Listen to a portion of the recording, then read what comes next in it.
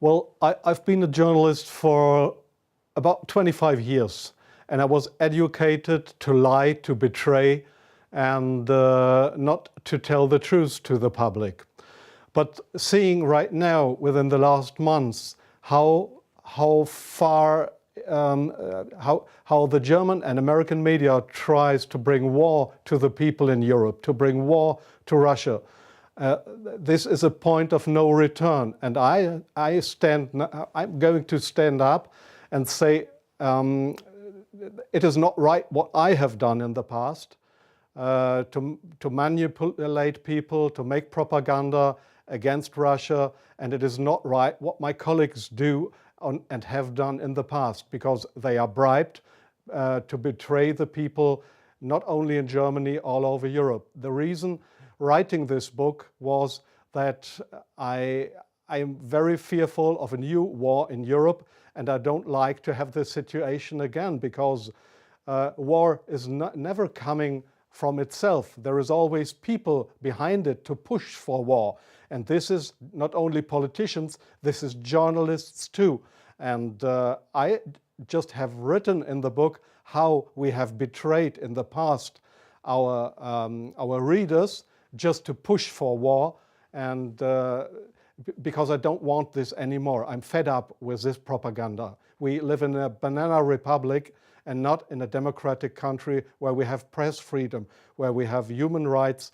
If you see the German media, especially my colleagues who day by day write against the Russians, who are in transatlantic organizations and who are supported by the United States to do so, well, people like me, I became an honorary citizen of the state of Oklahoma in the United States. Just why? Just because I write pro-American. I wrote pro-American. I was supported by the Central Intelligence Agency, by the CIA. Why? Because I should be pro-American. I'm fed up with it. I don't want to do it anymore. And so I've just written a book not to earn money. No, it will cause a lot of trouble for me, just to give the people in this country, in Germany, in Europe, and all over the world, just to give them a glimpse of a view what goes up behind the closed doors. Yes, there is many examples for that. If we go just back to history, if you go into the year 1988, if you go to your archives, you will find in March 1988 there was in Iraq, in Iraq, the Kurdish people have been gassed with poisoned gas. That is known all over the world. But in July 1988, they sent me to a town called Zubeidat, that is on the Iraqi-Iranian border. There was war. It was war between the Iranians and the Iraqis, and I was sent there to photograph how the Iranians have been gassed with poisoned gas, with German poisoned gas. You call it Lost and Zarine, mustard gas, made by Germany. They have been gassed, and I was there to make photographs how these people have been killed by poisoned gas from Germany. When I came back to Germany, there was just one small photo in a newspaper, in the Frankfurter Allgemeine, and there was one small article not writing how impressive, brutally, how unhuman, how terrible it was to kill decades after the end of the Second World War, people with German poisoned gas. So this was a situation I feel misused for having been there and just to give a documentary what has been done, but not being allowed to cry out to the world what we have done behind closed doors. Up to today, it's not well known in the public that with German public gas, there have been hundreds or thousands of people gassed in this city of Zubeidat. Now you ask, what have I done for intelligence agencies? So please see, most of the journalists you see in foreign countries, they claim to be journalists, and they might be journalists, European or American journalists, but many of them, like me in the past, are so-called non-official cover. That's what the Americans call that. I have been a non-official cover. Non-official cover means what? It means you too work for an intelligence agency. You help them if they want you to help them, but they will never, when you are locked, or when they find out that you are not only a journalist but a spy too, they will never say, "Oh, this was one of our guys." They will not know you. That means non-official cover. So I have helped them in several situations, and I feel ashamed for that too now. Like I feel ashamed that I have worked for a very recommended newspaper like the Frankfurter Allgemeine, because I was bribed by billionaires, I was bribed by the Americans not to report exactly the truth, but I just imagined in my car while I was driving to this interview, I just tried to work out in my brain what would have happened if I would have written a pro-Russian article in the Frankfurter Allgemeine. Well, I don't know what would have happened, but we were all educated to write pro-European, pro-American, but please, not pro-Russian.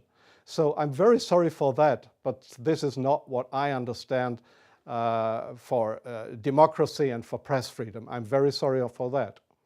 Well, yes, I understand your question very well. Germany is still a kind of a colony of the United States.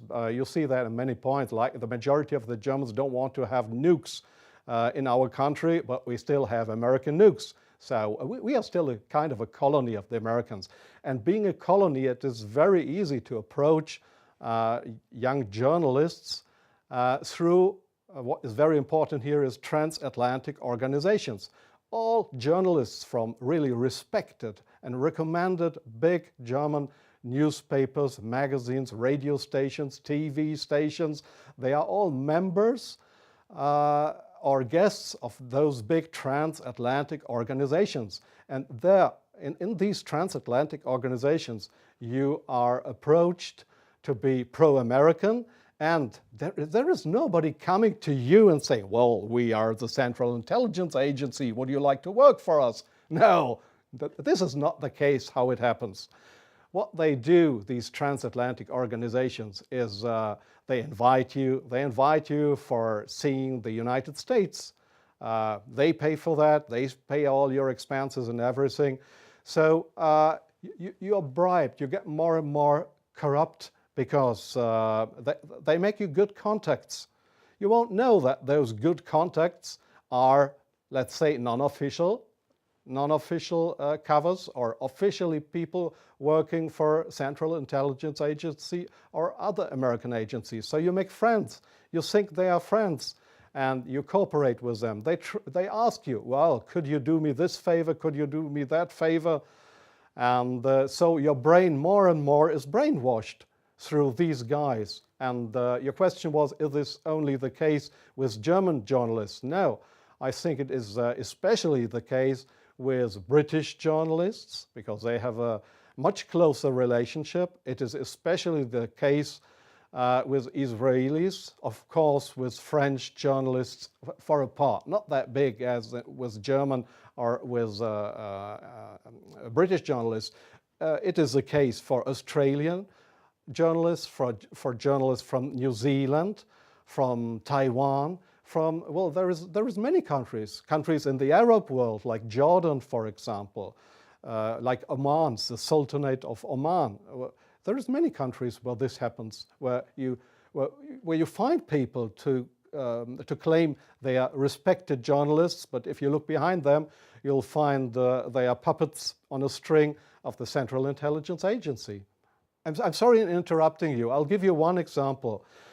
Sometimes the intelligence agencies, they come to your office and want you to write an article. I give you an example not from strange other journalists, from me myself. I've just forgotten the year.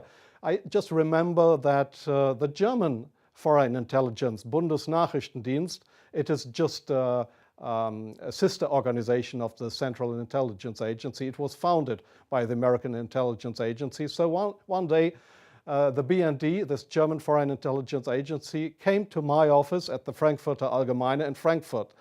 And they wanted me to write an article about Libya and about Colonel Muammar Gaddafi. I had absolutely no secret informations regarding Colonel Muammar Gaddafi and Libya. But they gave me all these secret informations, and they just wanted me to write, to sign the article with my name. I did that, but it was an article that was published in the Frankfurter Allgemeine that originally came from the Bundesnachrichtendienst, from the German Foreign Intelligence Agency. So do you really think that this is journalism, intelligence agencies writing articles? Oh yes, that article, I have reprinted it partly in my book. That article was how Libya and Colonel Muammar Gaddafi, how he secretly tried to build a poison gas factory, I think in Rabta was the name, yeah. And I got all those information. It was a story that was printed worldwide 2 days later. But I had no information on that. It was the intelligence agencies that wanted me to write this article. So, but this is not the way journalism should work, that intelligence agencies, that they decide what is printed and what not.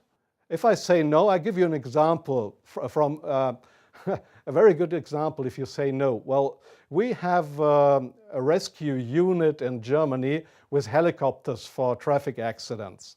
It's called, they call themselves the Yellow Angels. There was one guy who didn't want to cooperate. He was a pilot of the helicopter service of the Yellow Angels in Germany. This guy said no to the Foreign Intelligence Service Bundesnachrichtendienst when they approached him and wanted him as a non-official cover to work for the German Foreign Intelligence Agency, under just to pretend to be somebody from the Yellow Angels. So what happened was that he lost his job, and the court in Germany, the judge decided that they were right, because such a guy could not be trusted. He was kicked off his job because he didn't cooperate with the Foreign Intelligence Service. So I knew what would happen if I would not cooperate with intelligence services. Well, I have had, let me say, 6 times my house was house searched because I was accused by the public prosecutor, the German public prosecutor. I was accused of leaking secrets of states. 6 times house searched. Well, they hoped that I wouldn't do that ever again.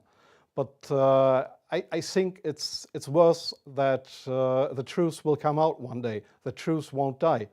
And I don't mind what will happen. I've had 3 heart attacks. I have no children. So if they want to bring me to court or to prison, so it's worse for the truth.